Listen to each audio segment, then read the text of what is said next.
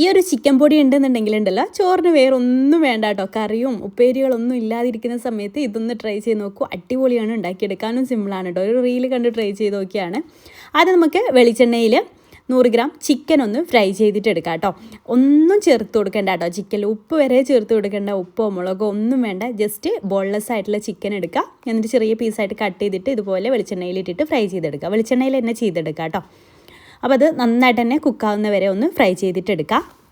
ഞാനിവിടെ 100 ഗ്രാം ചിക്കനിലേക്ക് വേണ്ടിയിട്ടുള്ള അളവാട്ടോ കാണിക്കുന്നത്. അപ്പോൾ അത് നന്നായിട്ട് ഫ്രൈ ആയിട്ട് വന്നിട്ടുണ്ട്. ഇനി നമുക്ക് ഇത് കോരി മാറ്റി വെക്കാം. ഇനി ഈ സെയിം വെളിച്ചെണ്ണയിൽ തന്നെ വേറെയും കുറച്ച് ഐറ്റംസൊക്കെ നമുക്ക് ഫ്രൈ ചെയ്തെടുക്കാനുണ്ട്. ഒരു സവാള എടുക്കുക. ആ സവാള ഇതുപോലെ നൈസായിട്ട് അരിഞ്ഞെടുത്തത് അതും ഈ ഒരു വെളിച്ചെണ്ണയിലിട്ടിട്ട് നന്നായിട്ടൊന്ന് ഫ്രൈ ചെയ്തെടുക്കുക. ഇതുപോലെ ബ്രൗൺ കളർ ആവുന്ന വരെ ഒന്ന് ഫ്രൈ ചെയ്തെടുത്താൽ മതി. അതിനുശേഷം പിന്നെ ഒരു 8 മുതൽ 10 വരെ അല്ലി വെളുത്തുള്ളി കേട്ടോ.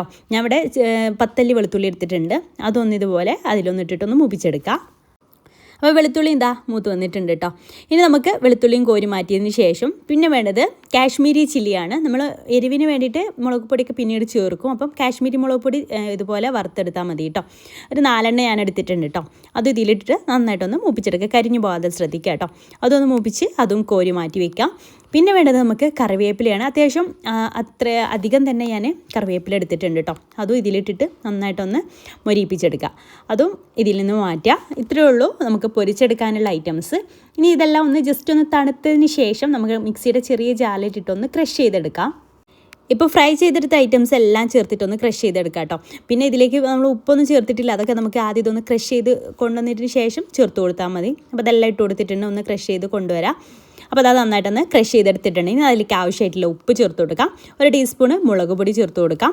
ഒരു 1/2 ടീസ്പൂണ് മല്ലിപ്പൊടി, 1/2 ടീസ്പൂണ് കുരുമുളക് പൊടി ചേർത്ത് കൊടുക്കുക കേട്ടോ.